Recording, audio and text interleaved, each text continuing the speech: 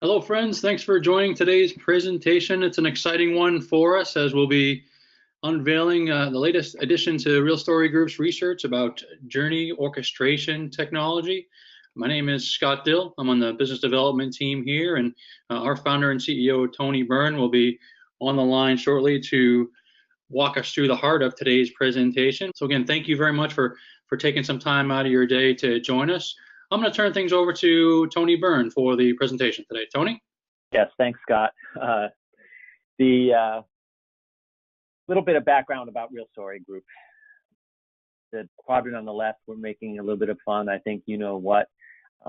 This is why I founded the company 18 years ago, was working at a systems integrator, implementing some tools that were nominally in the top right-hand quadrant, having a lot of trouble with them, and realizing that there had to be a better way to tell the real story about what technologies were going to work for you and what weren't. And the mantra that we came up is not just what's the best and the worst tools, but what's the right fit for you as a customer. And so I think what you'll see today in our analysis of journey orchestration engines is what's a way of thinking about it to find the one that's the right fit for you. And along the way, we realized that the only way to be truly critical about these technologies was to be completely independent from vendors. So we're really unique in the analyst world in as much as we don't consult to vendors, we don't speak at their event, we don't accept goodies from them, we don't write white papers, we don't let them quote us in their press releases. We completely work on your side of the table with enterprise buyers, and that allows us to tell you the real story about what's actually going on with these technologies. So as you probably know, we cover a number of different technology spaces, and so we finally decided 11 years ago to put them all on a map to show the different vendors and what it is that they did. This is the latest version of it with the different colored lines, subway lines representing the different technologies that we cover or will be covering later this year. So the light blue, web content and experience management, the dark purple, digital and media asset management.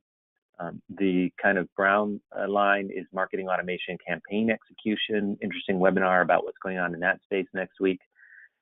The salmon line, customer relationship management, CRM. Orange line, CDP. We cover 26, and by the end of next week, we'll be covering 28 different vendors in that space, highly fragmented. Today, talking about what's going on in the light purple line, journey orchestration engines, really excited about that. A lot of interesting things happening in that space. And then later this year, we'll be covering omni-channel operations and omni-channel content platforms as well. So we call this the omni-channel stack vendor model. The reality is that even though you see these vendors in the center of the map here purporting to sell a variety of these different tools, there's no platform itself that's going to make you omni-channel, and there's no vendor that's going to make you omni-channel. To be truly customer-centric and omni-channel, you have to really own your stack and build an omni-channel stack itself, likely with multiple different vendors. So, and journey orchestration in particular, I think really sort of exposes that whole idea, and that's why I'm going to start with this whole notion of the omni-channel stack as a conceptual model, because I think that helps then uncover why we're thinking about omni-channel journey orchestration. This is a stack reference model for MarTech and digital experience that we elaborated 5 years ago. It was a useful model at the time. The reality is that as we've been sort of modernizing our environments, we've reached the limitations of this model. So you can see in the middle, there's major channels that you distribute content and experiences, and you've got production, interaction, delivery services, and then this colored area is content and engagement management services. And a lot of us have been working on really kind of modernizing that stack, investing in really complex tooling around that. But then you see these problems here that have emerged, if you know, from the bottom on the left, working our way up, is that data is about customers get stuck in these different repositories, and so it becomes inconsistent and not actionable. The big one here is that content, experience, and rules become very platform specific rather than enterprise wide, which means that you may be doing some personalization and engagement one way in your marketing automation platform, but then in a completely different way on your web content management system, in a completely different way through social channels. And then what happens then is then decision logic gets trapped in individual delivery channels. That you have people thinking, okay, in this delivery channel that I'm working on, these are the decisions I'm going to make. Obviously, from a customer perspective, they're not going to enjoy an integrated, consistent experience. So clearly, the whole notion of omni-channel decisioning is really designed to get out of that kind of siloed sort of experience. So just in the last 2 weeks, we've released what we call the omni-channel technology stack model. And so once again, you've got engagement channels at the top, different interaction delivery services, content and engagement services, still really important.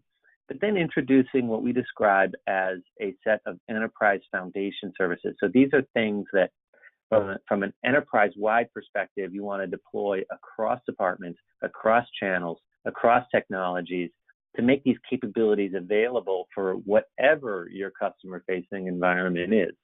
So at the bottom is customer and identity access management, obviously very important.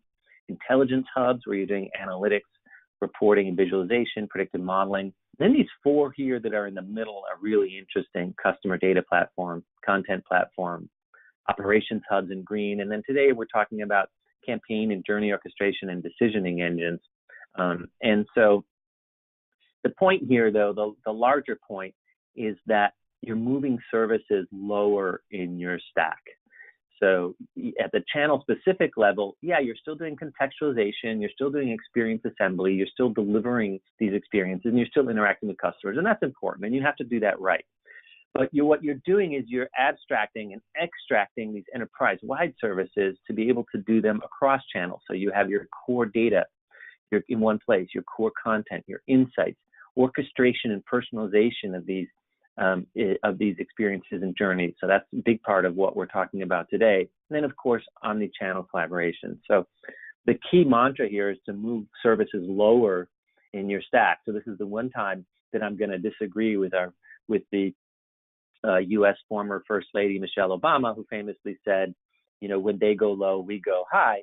In this case, what I'm going to suggest is when your competitors go high and start investing in these highly complex marketing automation, web content management, and CRM service platforms, that you think about going low and moving some of these services and capabilities lower in your stack so that they can be shared across all of your enterprise departments and silos. 4 really critical platforms that emerge here. Again, this is an emergent and kind of aspirational reference model. We don't know anyone who's doing this really well today, but this is a target to get to. And yours might look a little bit different from someone else's. And one of the interesting things we've been doing as we advise stack owners is kind of modifying these models for particular industries, for particular customer circumstances.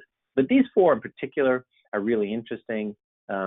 Journey orchestration, where you're mapping, executing, viewing, measure, and optimize omni-channel customer journeys, often goes hand in hand with customer data platforms, which is a really hot space right now. And it's really interesting that we see, well, if I'm going to do journey orchestration, then I'm kind of reaching and looking for some core customer data to be able to tap into to power that. And then if I have this customer data platform, I start thinking, well, how am I going to activate all this customer data? I finally got it in one unified place. Now what am I going to do with it?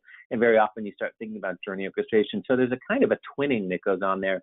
And then there's a little bit of a complexity for you, the customer, because journey orchestration engines often bundle with lightweight CDPs, and CDP platforms often bundle with lightweight journey orchestration engines. That can be a good kind of training wheels approach, but also can get kind of messy in your architecture. So we'll talk about this a little bit later when we see some screenshots. There's some really critical architectural questions for you to answer here. In general, we tend to say the larger the enterprise, the more you want to have pure separation of concerns. But as a practical matter, that's not always possible. All right, let's dig into the meat then of what this is, which is what do journey orchestration engines do, and what are the key business use cases? So journey orchestration engines, they take data and events, go into it, and then they may optionally do 4 different things. Now, not every journey orchestration does all 4 of these. Not everyone does it as robust as from one to the other, but this is a universe of potential capabilities. So one is you may just hook up your customer experience, activity streams and watch and learn. Hey, what's actually happening? So some of these engines actually allow you to just visualize and see what's actually going on. Where are our customers going? How are they bouncing from channel to channel or not? And so you can actually have your customers essentially build your first maps. Most of these systems then allow you to plan and map proactive journeys, which is to actually be, again, more prescriptive about it in terms of when this happens with customer X, then feed them Y or change their web experience accordingly. And so that's an actual sort of activation or decisioning and execution engine. And you activate those actual journeys, and then you view what's going on, which is interesting because then you can obviously dig down and see at different points in your journey what's actually happening, and then optionally do some analysis and optimization. Usually there's some built-in sort of lightweight analytics in this, as you'll see in almost any tool. Very often in enterprise, we want to take this data and then take it out to a larger, more robust analytics environment to sort of see what's going on and do more predictive type stuff. So the point here is that you have data and events coming in, and then data and events going out to these engagement systems. So much like CDPs, one of the really critical considerations here is the connector frameworks, right? Because you're connecting to a lot of systems, not just in terms of data, but potentially in terms of triggering actual events. As always at Real Story Group, we don't do feature-based evaluations of these tools. Features are important, but what really matches you up against one vendor or another are the business use cases. And so for journey orchestration, when we evaluate 13 vendors across this space, we do it according to these 6 business use cases, which is to what extent does this solution actually try to and then effectively does solve for that particular problem. So the first one is digital customer acquisition. So we see this particularly in the B2B space, but also B2C, which is trying to get new customers as they are interacting with you. Then offline, online customer acquisition, so being able to match up store-based, certainly print and direct mail, other sorts of activities to try to get that person on board. Sales enablement, really critical in a B2B environment. So you may already have various ABM initiatives underway, or you've got a long sales cycle and you want to be able to engage with that person in a marketing context as well. And so you have to be able to integrate different journeys across pre-sales and as well as marketing and potentially even service and support. Then revenue optimization and retention. This is a big one that has driven decisioning engines historically, primarily in a B2C environment, which is how can I keep this customer and then get a greater share of wallet from them. Very sophisticated set of tooling in many of these journey orchestration engines around that. Service and support, really critical, not just in and of itself, but also how you integrate service and support with all the other ways that you are communicating with the clients or customers, such that if someone is in the middle of a support engagement, then obviously from a marketing context, you want to be talking to them a little bit differently and vice versa. And the other one is channel partner orchestration, really important for those who work through distributors. Or where that's at least one part of your business model. Sometimes this is called through marketing automation. And so the idea is to try to orchestrate activity when potentially you're talking to a customer directly, but also a channel partner and distributor is also engaging with that customer as well. So obviously some complex journeys there. So again, taking a use case approach is really important. That's how we've evaluated these vendors, in addition to various strategic considerations as well. But this is how we kind of look at them functionally. That then brings us to the landscape, really interesting landscape of vendors here. Compared to the CDP market, fewer pure plays, but they're beginning to emerge, and it's been really interesting to watch them emerge. So these tend to be smaller vendors. Some of these are taking a more of an OEM approach. So you have Kite Wheel, for example, which is an OEM into Acquia. Underhead, which is an OEM into Salesforce as well. So I expect that we'll see more pure plays emerge over time. We're likely to be covering 2 or 3 more by the end of this year. The suite vendors have been in this place for a while, although they take something of a parochial approach. So the 4 at the top are kind of interesting because their approach historically has been by extending their marketing automation platforms. So they have marketing automation platforms that have their own campaign journey palettes and canvases, which are really good at doing sort of outbound message-based journeys, but pretty bad at doing omni-channel. And so that's one of the reasons why Salesforce, which already had a journey builder, also OEM Thunderhead for its interaction studio.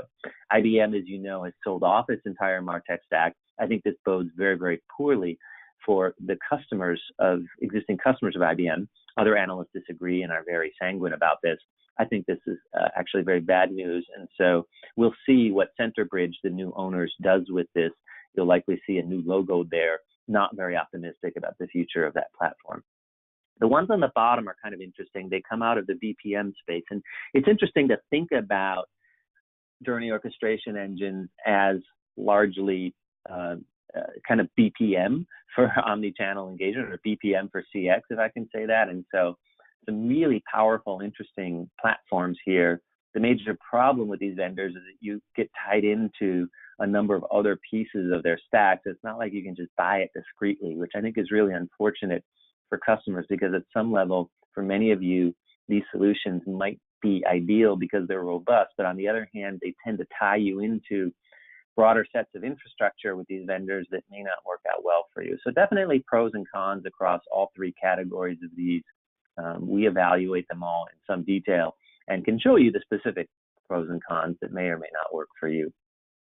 I'll remind you once again that you can use the questions tab on the GoToWebinar control panel to ask any questions at all, share your own experience. If there's anything you disagree with, we'd love to hear from you. We'll definitely have time later. Okay, let's see some screenshots. This is from Infor. It's a little bit cloudy. You may not see this exactly. It's a big screen. But what's happening here is on the bottom, I'm orchestrating a journey. On the top, I'm creating segments within this kind of built-in CDP-esque type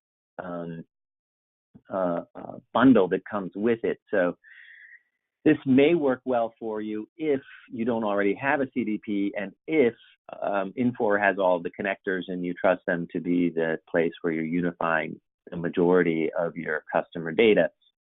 We tend to think this is not architecturally as pure as you might like, but it could be expedient, and certainly is convenient if the same person is the same person who's kind of defining the segments and then activating them, defining them at the top and then activating them on the bottom. If that's the same person, then that can also be convenient as well. Here's a screen from Oracle. They actually have two different engines here, Responsis and Eloqua. And so you can see there's a similar kind of mapping canvas where I can have events, I can tie into a data management platform, and so on and so forth. But mostly it's centered around sending an email. Like, that's the most important thing that I'm doing, is sending an email or an SMS message or maybe a social push message. It's around push messaging in one way or another. So it's about outbound campaigns, and that's really the center of it. Yes, with a little bit of work, I can integrate a CRM. I can kind of integrate a website, at least as a trigger. But the central point here is sending email. And the reality is that not every session, certainly not every journey, is going to be centered around an email message or a push message. In some cases, that's going to be kind of a corollary to a journey. And so that's the real limitation to Oracle, Adobe, IBM, and to a lesser extent, Salesforce. This is from Teradata. So this is a much more sophisticated decisioning engine that accounts for offline and online. And you can see just how complex these journeys start to get after a while. The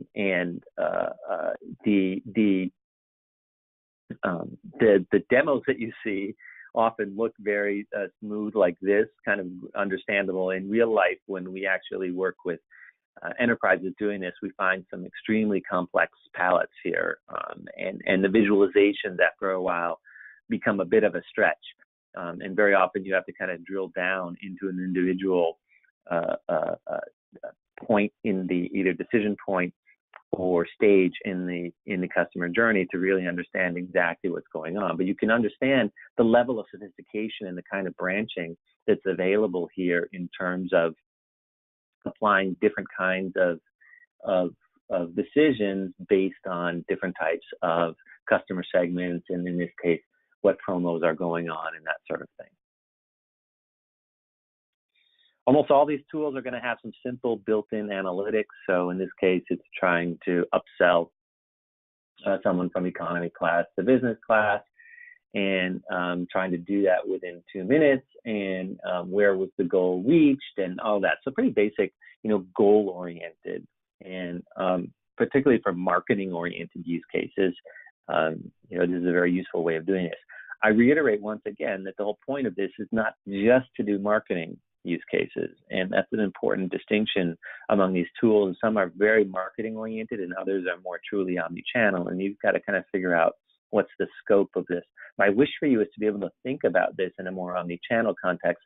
Obviously, a lot of the use case for this and the ROI rationale comes out of improving your marketing and therefore nominally improving your revenue objectives as well. But the point here is that you'll see, analytics ranging from simple to fairly sophisticated built into the platform itself, because it's tracking all these events, and so you can see at different levels what happened where.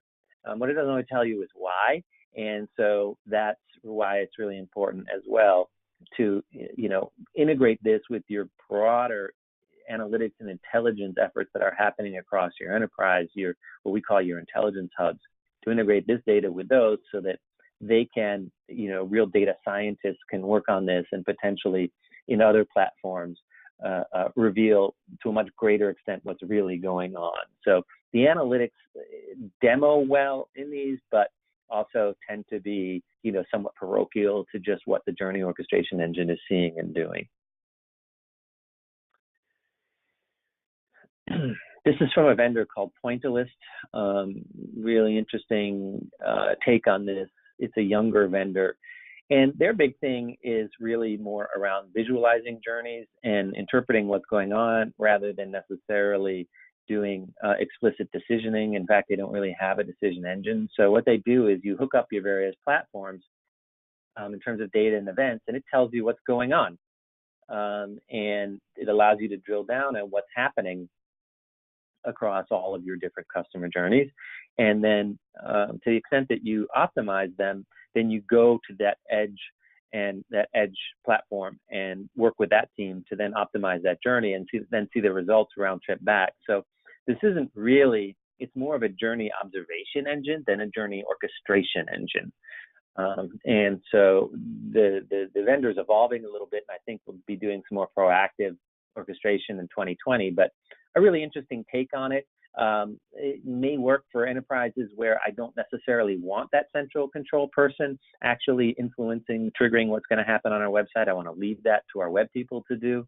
And so I want to just be able to observe these, and then as changes get made across channels over time, then observe how we've optimized those and track and measure how those changes that we've made in the front end decisioning and in the front end engagement environments, how have those changes then been reflected in terms of more optimized journeys on the back end. So this is really more of a journey observation engine rather than a journey optimization engine. And I think there's a case for both. And in fact, some of the more sophisticated tools allow you to do both within the same environment. So we've been talking about the technology in the marketplace. We've had what we think is a definitive study of the marketplace and the vendors and their pros and cons. But it's worth talking about other issues as well. Here, it's sort of implied that there's this character in the middle of this powerful, almost nuclear power plant, pulling all of these levers. With that great power comes obviously great responsibility. Governance becomes really important here, particularly if you're activating things that are happening in different engagement environments. It takes a particular skill set as well and knowledge base to be able to do this. In other words, as things like social APIs change or capabilities within your marketing automation or ESP change, then to be able, from a journey orchestration standpoint, to be aware of that and to be able to leverage those. So it's a pretty unique skill set. And one of the things that you'll want to understand is what's the breadth of scope. So we talked about this earlier, things that are more, there are some journey orchestration engines that are more service and support oriented, others that are more marketing outbound oriented, others that try to be more truly omni-channel. And then even from the implications there in terms of the skill set and the connectors that are required to be able to do that is really important. And again, you'll want to integrate with your broader analytics efforts, whether those be data warehouses, data lakes, or both. I think it's a really interesting question about where personalization is going to reside in the future. Our working hypothesis is that personalization is going to happen more here rather than at the edge. but that's going to require a lot of change within the enterprise as well. And we have to ask ourselves, who is governing this and driving this, and maybe Homer Simpson here is more of kind of an order taker and an administrator rather than necessarily the thought leader behind it.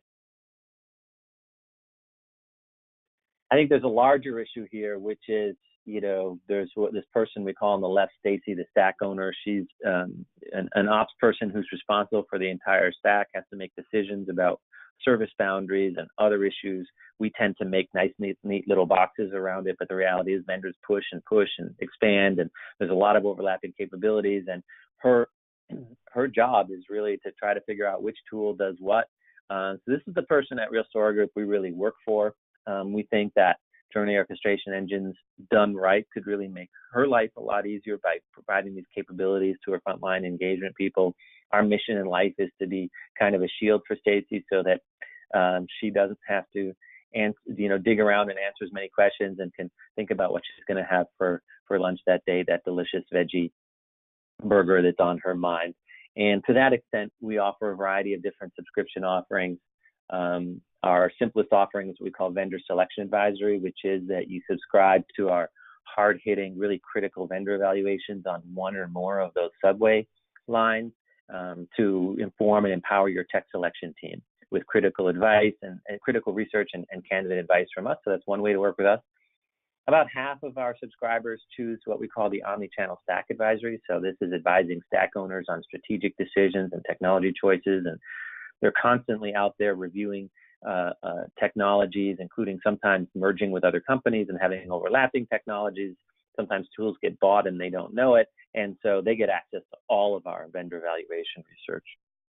Really excited about an extension to that model, where we are creating the omni-channel executive council of stack owners. This is for private confidential meetings 2 or 3 times a year. First one's going to be in September, for people to have, stack owners to have confidential peer-to-peer conversations about what's working well, how they're managing different large vendor relationships, a lot of really key issues there. And they're going to be driving our research agenda as well. So once again, I'll remind you, if you have any questions, feel free to use the GoToWebinar control panel. And this is how we can stay in touch.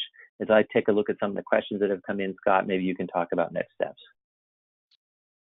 Absolutely. Thanks, Tony. And as Tony mentioned, you're welcome to download one or a number of the research samples from our website. Just head online and you can download the sample from the new Journey Orchestration research, along with some of the other topics you have listed here as you continue to focus on your omni-channel strategy. You're also welcome to try out the tools that we have that are included with the subscription, both Real Quadrant, where you can create a custom shortlist, and real time to compare the vendors side by side. I do want to mention that next week on April 16th, we'll be having our next webinar, which will focus on marketing automation and campaign execution, an overview of the marketplace. That'll be at the same time, 12 p.m. Eastern. And a week after that, we'll talk more about some relief for the Stacy, the stack owner, as how can Real Story Group help you make the right technology decision. So that'll be on April 23rd. With that, Tony, did you see any questions come through? Yeah, really good question from Erica around the Microsoft Adobe tie-up. What does that mean in all of this? And I'm not sure it's particularly germane to Journey Orchestration. Microsoft and Adobe do have a partnership. I think that we've probably seen the upper limits of that partnership now. Certainly, Adobe would like to be able to refer people to a CRM platform that they don't have, and Dynamics is there and doesn't happen to be owned by arch competitor Salesforce. So, that's useful. I think there's a little bit of a mismatch that Microsoft tends to have more mid-market tools, or tools that can span across a wide variety of different customers. Adobe has chosen in their engagement technologies to focus on very, very high-end platform as a service tool sets. And I think Microsoft has tried to avoid that and really successfully transitioning to more microservices-oriented software as a service. And so I don't actually see a lot of technical blending of those tools, except maybe Adobe relying more on the Microsoft Azure infrastructure for certain key services, but I don't actually put much truck in that, and I don't believe that Microsoft is going to acquire Adobe either. So I think the broader issue here is where is Microsoft and Adobe, and for that matter, Oracle and IBM, when it comes to omni-channel orchestration. And I think that they are largely AWOL on that point. So let's see, we've got another question from Laurent. Do you see solution come out to place personalization at the center of journey orchestration instead of at the edges? Yeah, I mean, I think that it really depends on what are your use cases. There are so many use cases for journey orchestration, and certainly personalization is one of them. And personalization, not just in terms of outbound, but also, you know, inbound engagement as well. I would also argue that a kind of personalization, really critical kind, which is loyalty, is exceptionally important. And people expect that if you have a loyalty program, that program is going to be visible and actionable and meaningful across every time that they talk to you or work with you. And so we see journey orchestration as a way of propagating your loyalty initiatives as well as your broader personalization efforts to regardless of channels. To me, it's not so much at the center or the edge, Laurent, but more around that it's one of the key use cases. So one of the other follow-ups was, you know, this Adobe Microsoft tie-in, kind of a follow-up question that maybe it's around the Open Data Initiative. Potentially, the Open Data Initiative is a high-level effort among SAP, Adobe, Microsoft, and some other integrators and others to try to have a kind of a core framework for sharing data. These kind of data cooperation efforts in the past have been useful to a point. What you find is that it's very difficult to agree on vocabularies and other sorts of things, and so it ends up being a very abstract, high-level framework, and it really doesn't suffice for the difficult job of building actual actionable connectors among systems. And I think that's what we really need, not just for CDPs, but also increasingly for joint orchestration engines, where I can actually activate something in Salesforce at the same time that I'm activating it in my Adobe-driven website. And that's a difficult challenge. But if we're going to have that person behind the control panel, they definitely need those sorts of services. And I think the Open Data Initiative just kind of scratches the surface on that. So with that, we're a bit past the bottom of the half hour. Really happy to join with you today. Again, sign up for next week's webinar on what's going on in the marketing automation campaign execution space.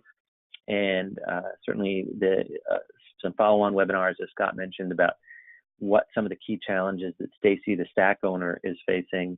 And look forward to staying in touch. And please do reach out to us if we can make you more successful in terms of the omni-channel initiatives that you have within your enterprise. So for Scott Dill, this is Tony Byrne signing off. Thanks again. Bye now.